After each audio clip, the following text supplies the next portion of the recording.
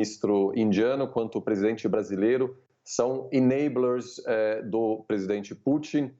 Não há uma tradução direta desse termo, mas não é tão diferente da palavra aliado, né? Ou seja, uma interpretação de que o Brasil, por não apoiar algumas das sanções contra a Ucrânia, acaba facilitando a vida do presidente russo. É importante dizer aqui que a maioria dos países em desenvolvimento não apoia as sanções, então, naquele sentido, o Brasil não destoa do resto, mas claramente uma situação delicada agora e a pressão para que o Lula se reúna com o Zelensky deve aumentar ao longo do dia de amanhã. Professor, eu queria insistir exatamente nessa abordagem que o senhor acabou de fazer, né? A equipe de Lula tem reclamado do que eles classificam como uma pressão indevida de Zelensky para forçar esse encontro com Lula em Hiroshima, mas por outro lado, como o senhor disse, se Lula também recusa esse encontro, vai passar a tomar uma mensagem de distanciamento da Ucrânia e a gente poderia voltar a uma posição anterior no tabuleiro, e quando Lula foi visto como alguém contra a Ucrânia e a favor da Rússia. Essa postura do Brasil acaba dificultando também a reinserção do Brasil nesses principais debates. Uma coisa é ser neutro, outra coisa é você acabar passando a imagem de que você tem um lado. Por mais que você se diga neutro, mas acaba passando a imagem de que tem um lado. E isso pode dificultar o Brasil de voltar a ser ouvido por esses países desenvolvidos? Eu acho que o Brasil já conseguiu resgatar, de certa forma, uma visibilidade bastante elevada, também em função da temática do clima. Hoje é consenso nas grandes capitais ao redor do mundo que não há como lidar com a mudança climática sem ter o Brasil à mesa, ou seja, não tem como resolver esse problema sem a participação ou até liderança brasileira. Agora, no quesito Ucrânia, seria certamente mais fácil adotar e defender uma postura de neutralidade se o Brasil não buscasse também os holofotes internacionais, né? Essa pressão que o Brasil sofre, isso é também uma consequência do ativismo brasileiro no que diz respeito à guerra na Ucrânia. São comentários frequentes, alguns deles bastante controversos, do presidente Lula, e a pressão internacional contra outros presidentes da América Latina não é a mesma, porque eles não falam tanto da questão ucraniana. E ter uma postura de neutralidade numa situação dessa é difícil, porque para países como França, Alemanha e Estados Unidos é mais fácil. Eles têm um lado claro, eles dizem que a Rússia precisa primeiro sair do território ucraniano para depois iniciar negociações de paz. Para o Brasil, que busca, de certa maneira, manter laços com os dois lados, isso é mais difícil. Eu diria que, nesta altura agora, o dano reputacional de não encontrar o Zelensky seria maior, porque, afinal, tirar uma foto com o presidente da Ucrânia, ter uma conversa, não quer dizer que o Brasil está 100% alinhado com a Ucrânia. Pelo contrário, está dos dois lados. Se você tira uma foto com o Zelensky, depois também tem um argumento para tirar foto com Putin, enfim, você é o neutro. Agora, você tocou num ponto exato que eu queria abordar sobre o protagonismo. O Brasil já propôs a criação do grupo de países para, enfim, negociar uma possível paz. E aí eu faço duas perguntas dentro desse tópico. O que o Brasil tem para oferecer diante disso tudo? E se o Brasil tem capacidade de liderar uma negociação de paz, como o presidente Lula está se apresentando para fazer? A grande chave, o grande segredo para ser um mediador primeiro, é preciso ser visto como imparcial e aceitável e legítimo pelos dois lados. Isso hoje, convenhamos, a Ucrânia não considera o Brasil como um parceiro neutro. E vários atores no Ocidente têm criticado fortemente os comentários feitos pelo Lula.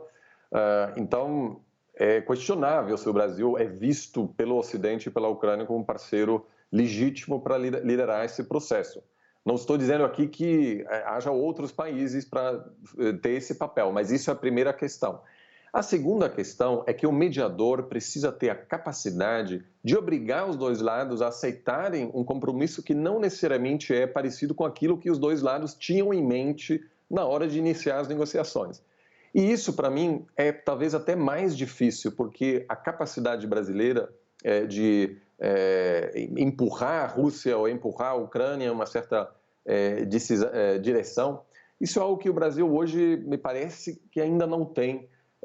Eu não acho que atualmente temos nenhum país que possa exercer esse papel. Em função disso, eu sou bastante cético em relação às negociações de paz, né, porque a Ucrânia está planejando uma grande contraofensiva, quer expulsar a Rússia de boa parte do território ucraniano, enquanto a Rússia também está se armando mais, tem claramente um planejamento de um conflito de longo prazo. Então, em geral, eu diria que o Brasil pode, de repente, facilitar um diálogo. Agora, liderar esse diálogo, eu acho que há hoje muito ceticismo, sobretudo do lado ocidental e ucraniano. Com os ânimos exaltados do jeito que estão... Quer perguntar, Val? Pode perguntar. Sim, eu queria fazer uma pergunta para o professor. Professor, nessas questões sobre negociação de paz ali, a China, que acaba sendo um país ali com um papel fundamental para tentar solucionar esse conflito, está sendo alvo de muitas críticas pelos países do G7. Isso acaba deixando cada vez mais distante uma paz? Ou a gente pode, de repente, vislumbrar isso? Mas pelos ataques que estão sendo feitos à China, eu acho que isso distancia mais um momento de paz e acaba criando um clima para uma permanência de um conflito por mais tempo, por um tempo mais prolongado, certo? Eu concordo com essa avaliação. Infelizmente, as tensões crescentes entre o Ocidente e a China acabam contaminando possíveis negociações, porque, afinal, para viabilizar uma negociação de paz, seria preciso uma colaboração de vários atores. Nenhum país consegue fazer esse tipo de coisa sozinho. Teria provavelmente que contar com a participação da Turquia, de alguns países ocidentais, de alguns países mais próximos da Rússia. Mas da mesma forma que a gente viu um colapso das negociações nucleares envolvendo o Irã, que tinham também a Rússia, a China e vários países ocidentais, a gente também agora está vendo um espaço cada vez mais reduzido, porque a pressão, inclusive, interna é grande. Hoje em dia, para os republicanos nos Estados Unidos, seria claramente, vamos dizer, um motivo de criticar o presidente Biden se ele iniciar uma negociação, negociando conjuntamente com a China um possível acordo de paz na Ucrânia. Então, a polarização interna nos países também não ajuda. Eu acho que o papel da China hoje em liderar esse processo é menor em função da profunda crise atual entre Pequim e Washington, mas também entre a China e a Europa. É justamente o que eu ia dizer, ânimos exaltados até, como o senhor estava revelando agora, internamente, ou seja, está difícil uma paz. Armistício, quem sabe, mas também, no momento, improvável. O Valdo e eu conversamos com o professor Oliver Stuncker. Professor, obrigado por ter estado conosco e boa tarde. Muito obrigado pelo convite. Cidadãos turcos que vivem no exterior começaram a votar hoje para o segundo turno das eleições presidenciais do país. São 3.400.000 pessoas aptas a votar fora da Turquia. A maioria vive na Alemanha. Na capital alemã, Berlim, o dia teve grandes filas para quem foi aos centros de votação. A escolha vai ser entre o atual presidente Recep Tayyip Erdogan e o candidato Kemal Kılıçdaroğlu. Na Turquia, o segundo turno vai ser realizado no próximo fim de semana, dia 28 de maio. No primeiro turno, Erdogan ficou um pouco abaixo dos 50% dos votos necessários para vencer as eleições já na primeira etapa. A exploração de petróleo no extremo norte do Brasil tem novos embates. A Petrobras vai manter por mais 10 dias a sonda de perfuração na bacia da Foz do Rio Amazonas. Lembrando que na quarta-feira o IBAMA negou à Petrobras uma licença para fazer perfurações para estudos na costa do Amapá. Ontem, o vice-presidente Geraldo Alckmin recebeu a ministra do Meio Ambiente, Marina Silva, e o ministro de Minas e Energia, Alexandre Silveira, para tratar desse impasse E é um assunto que o Arthur Bernardi vai tratar com a gente agora. Boa noite para você, Arthur. Tudo bem, Eric? Boa noite para você, uma ótima noite a todos. Olha, climão, né? Você tem aí o IBAMA, um órgão importante do governo federal, divergindo da Petrobras, também uma instituição ligada ao governo federal com a sua autonomia. Tem o Ministério do Meio Ambiente de um lado, o Ministério de Minas e Energia do outro, e um assunto muito importante, a exploração de petróleo em uma área ambientalmente sensível, uma bandeira que foi fundamental para a vitória do presidente Luiz Inácio Lula da Silva nas eleições do ano passado. Portanto, coube aí, num primeiro momento, ao vice-presidente da República, Geraldo Alckmin, tentar colocar panos quentes aí entre os ministros Marina Silva e Alexandre Silveira, de Minas e Energia. Porém, o vice-presidente da República apostou que nesse encontro de sexta-feira, Eric, que você mencionou, que não tratou sobre esses temas com os ministros. Alckmin postou que discutiu com Silveira as políticas energéticas nos primeiros meses do governo Lula e, em relação a Marina Silva, debateu propostas de aprimoramento de políticas ambientais. A editora da Globo News, Júlia Arraes, apurou, com pessoas ligadas a Marina Silva, que esse encontro já estava marcado há mais de um mês com Geraldo Alckmin e que o assunto principal desse encontro foi reciclagem e que ela não chegou a se encontrar com o ministro Silveira, mas que se encontrasse não teria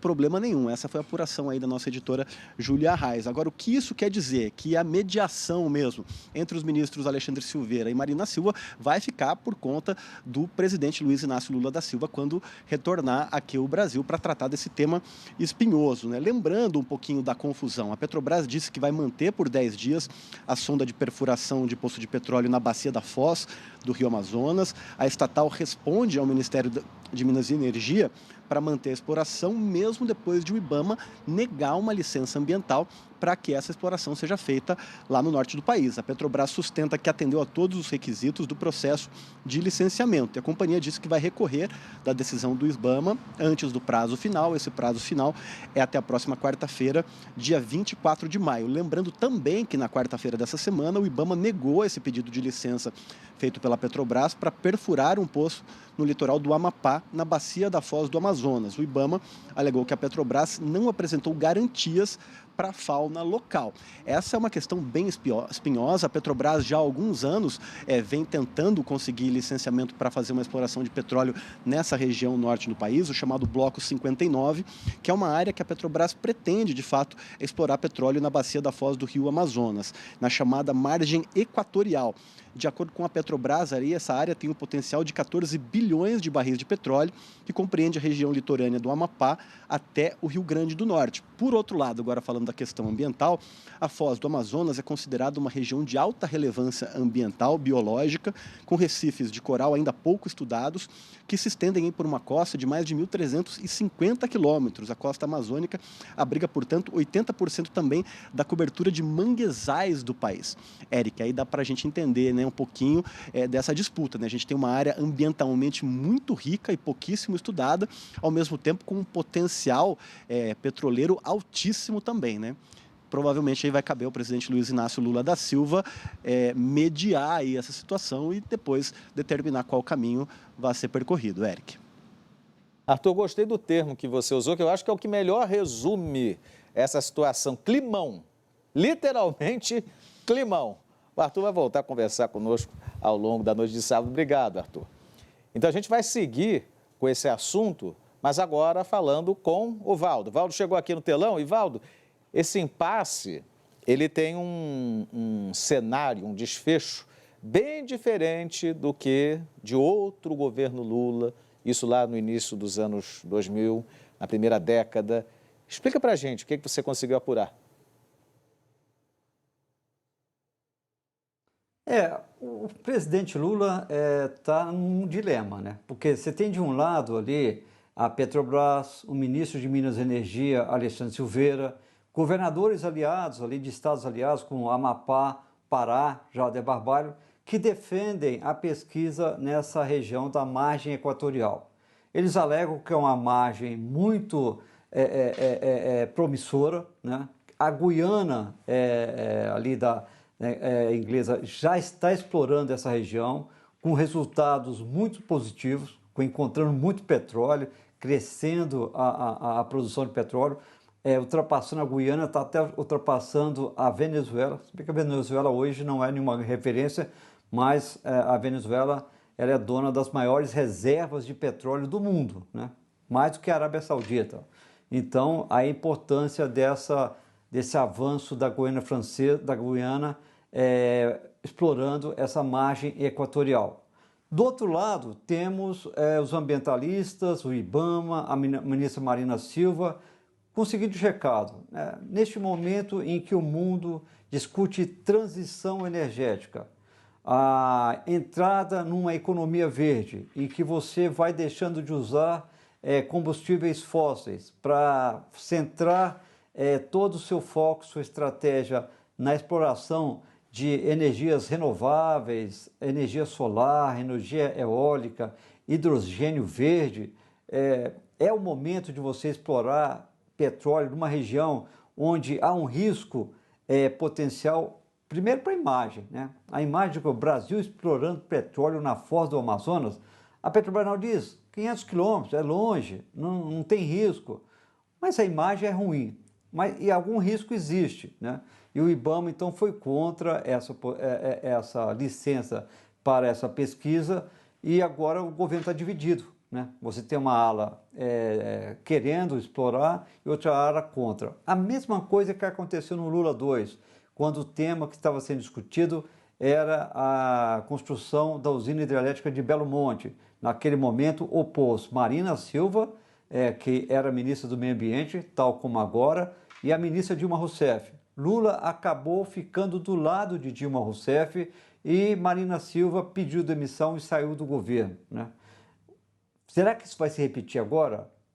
O desgaste da imagem do Brasil, no momento em que Lula busca liderar o debate sobre as mudanças climáticas, a discussão ambiental no mundo, seria muito ruim para o país, para a nossa imagem, uma saída de Marina Silva e a mensagem de que o Brasil estaria focado na exploração de petróleo e não da sua transição energética. Então, é um ponto delicado, Lula vai ter que arbitrar isso, ele com certeza gostaria que fosse feita uma negociação que uma ala do governo entende que seria possível, é você permitir a exploração dessa margem equatorial mais para o lado potiguar, do Rio Grande do Norte, evitando ali perto do Amapá, que é onde fica a Foz do Amazonas. Então você ficaria mais distante, então você não permite ali a pesquisa, mas em blocos mais distante da Foz do Amazonas. A margem equatorial vai ali do Amapá, do Oiapoque, até o Rio Grande do Norte. Então, tem espaço para você tentar fazer uma pesquisa nessa região. Então, tudo isso está em discussão. Lula vai ter de arbitrar essa disputa e o que aliados dele dizem é que, desta vez, ele não pode repetir o mesmo filme do Lula 2. Ele não pode forçar uma postura de que o Brasil está buscando o desenvolvimento econômico a qualquer custo, passando por cima de questões ambientais. Ele tem de defender o meio ambiente, que é uma bandeira importante para ele agora. Então, a expectativa em Brasília é de que ele tenha uma postura mais pró-Marina do que pró-Petrobras. Eric. Embora haja uma questão também de que, para fins políticos, a questão do petróleo e do investimento em combustíveis fósseis tem um retorno mais rápido, uma vez que você vai poder, enfim, ter mais oferta, poder baratear preço de combustível, se for em último caso, e a política de energia verde, se é que a gente pode chamar assim, ela demora um pouquinho mais, né?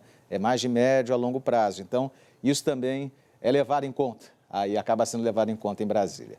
O Valdo, pode falar, Valdo. Não, petróleo também não é tão rápido assim, né? Entre você iniciar uma pesquisa e começar a explorar um campo, vai uns 4 anos por ali, até você transformar esse campo num campo produtivo.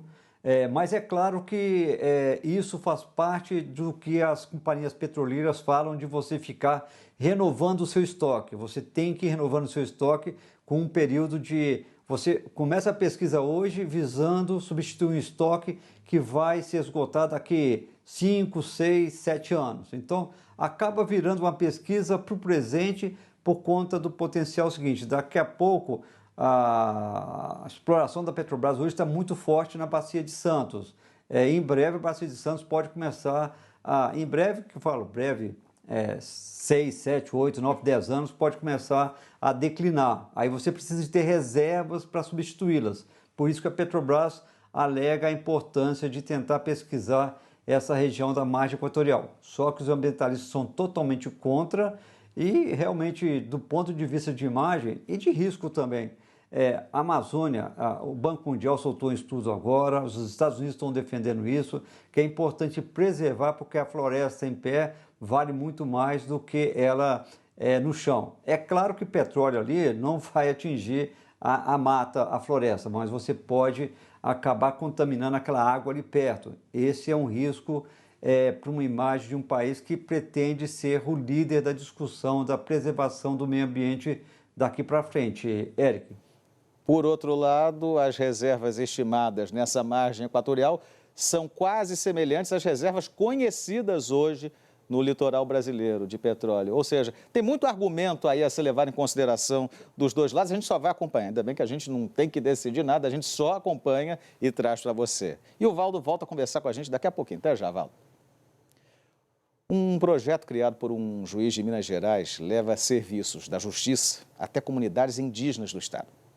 Pais de 11 filhos, Tuila e Lúcia Machacali estão juntos há mais de uma década, mas só neste ano conseguiram oficializar a união. Eu queria abrir a conta.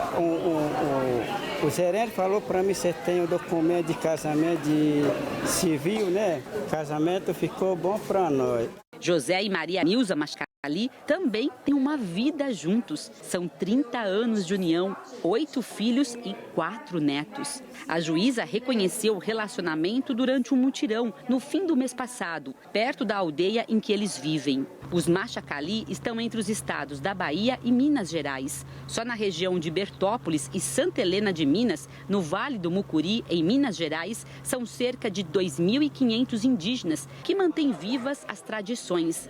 20% não falam português.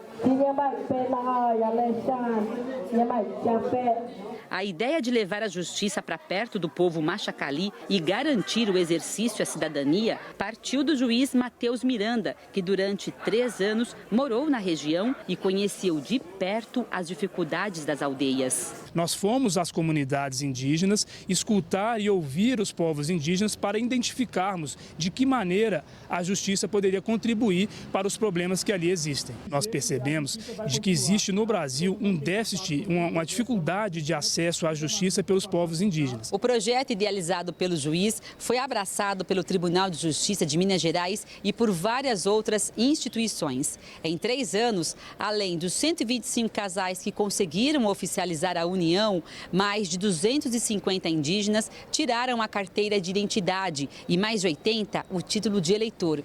Este ano, o projeto Cidadania, Democracia e Justiça ao Povo Machacali foi o único do Brasil reconhecido pela Organização para a Cooperação e Desenvolvimento Econômico, a OCDE. Esse reconhecimento ele dá visibilidade para os povos indígenas Machacali que habitam o território de Minas Gerais há mais de 8.000 anos e que muitas vezes ficam esquecidos. E esse esquecimento acaba permitindo que haja uma série de crimes e de situações desfavoráveis. Com a ajuda de tradutores, o projeto também promove audiências judiciais e já fez até treinamentos para uso das urnas eletrônicas. Para os indígenas, além dos serviços, a presença da justiça nas comunidades traz esperança. Uma justiça mais próxima das populações indígenas, uma justiça mais próxima da nossa realidade, para a gente entender que é possível a gente se respeitar enquanto seres da mesma raça. Eu acho que essa é a grande questão.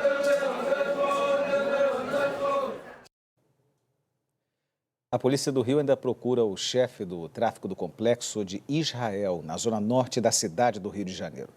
Ontem, uma grande operação prendeu 17 criminosos da quadrilha que dominava a região. A imagem mostra que os traficantes usavam máquinas para embalar as drogas. O equipamento foi apreendido durante a operação dessa sexta-feira. é um mecanismo que está sendo utilizado pelos traficantes daquela região, foi apreendido em Vigário Geral, estava dentro de uma van, mostrando que pode ser utilizada cada hora em uma favela para aumentar a rapidez da produção de droga para o varejo. Depois de um trabalho de inteligência, a polícia descobriu que bandidos do complexo de Israel, na Zona Norte, tinham planos de invadir comunidades de Vilar dos Teles, em São João de Meriti. As investigações mostram que Álvaro Malaquias Santa Rosa, o Peixão, continua tentando expandir o território. Ele não foi preso na operação de ontem e é apontado como o chefe do bando. Em 2020, ele criou o Complexo de Israel, que reúne as comunidades Cidade Alta, Vigário Geral, Parada de Lucas, Cinco Bocas e Pica-Pau. Desde então, o grupo trava uma disputa violenta contra uma das maiores facções do país.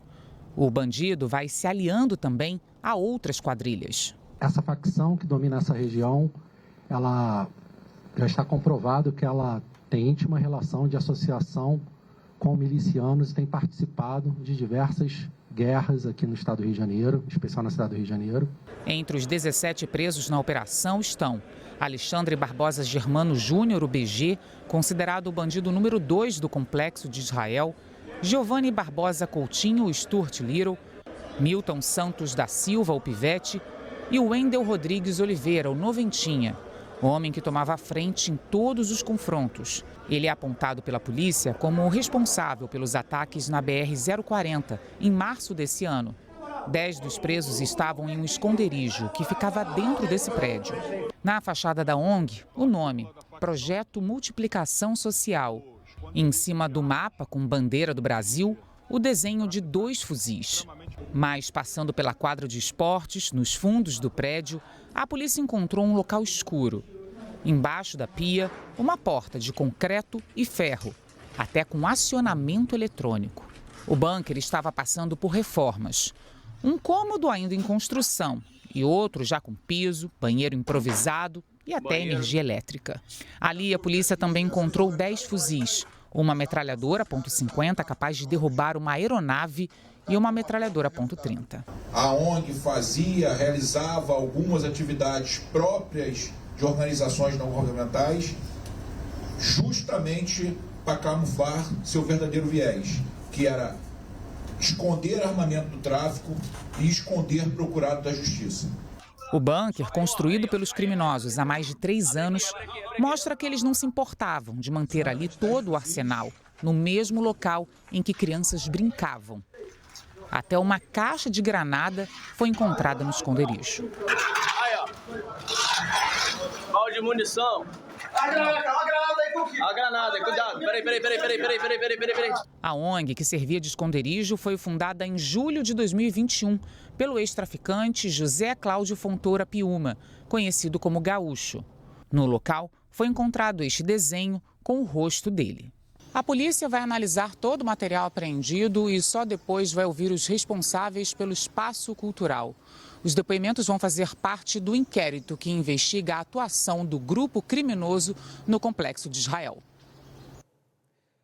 O Ministério Público do Trabalho em Sergipe está investigando o Burger King depois que um funcionário, sem autorização para sair de um quiosque da rede, fez xixi nas calças. José Vinícius dos Santos tem 22 anos e trabalha há quase 2 anos na rede fast food. Ele relata que começou a ter mais problemas no mês de março, quando passou a ficar mais tempo no quiosque, instalado num shopping da capital. Lá a gente não tem comunicação, é proibido levar o celular, não tem o celular da empresa, nem rádio. Quem fica lá no quiosque é totalmente esquecido. Vinícius conta que nessa quinta-feira ele estava no posto de trabalho e, sem poder ir ao banheiro, acabou urinando na própria roupa. E ao informar o fato aos responsáveis pela unidade da empresa, teria recebido uma suspensão. Após o ocorrido, Vinícius gravou um vídeo e postou nas redes sociais, mas não esperava o tamanho da repercussão. Quero relatar aqui o inevitável. Já são praticamente 2h40 da tarde e até agora não me veio aqui. Então quero deixar isso relatado aqui, porque isso é uma injustiça. Na manhã desta sexta-feira, uma equipe de fiscalização foi até a empresa para apurar a denúncia. Caso se verifique, de fato, que a empresa não garantia acesso dos trabalhadores, ou do trabalhador no caso, às instalações sanitárias, a empresa pode vir a ser autuada, né? E se confirmada, esse auto de infração se transforma numa multa administrativa. Para Vinícius, o momento é de incerteza e preocupação. Daqui para frente agora está incerto, né? Não sei se vou continuar o trabalho, se não vou. Fica aquela dúvida, aquele medo, né? Que eu sou pai de família, meu filho de 3 meses, então fica aquela incerteza. Em nota, a rede Burger King diz que lamenta profundamente o ocorrido e reforça que não tolera qualquer tipo de falta de respeito. Disse ainda que as pessoas envolvidas no caso foram afastadas, enquanto a franquia apura todas as informações e que está prestando todo o apoio e acompanhando o colaborador. A empresa finaliza dizendo que tem como cultura a prática do respeito com as pessoas em qualquer ambiente e que não deixará de tomar as medidas cabíveis. A seguir, o Valdo Cruz comenta a semana de CPIs em Brasília. Com a CPI do MST nas mãos da oposição, o governo quer contra-atacar, investindo pesado na comissão dos atos golpistas de 8 de janeiro. Eu volto já, agora em Brasília, 6h44.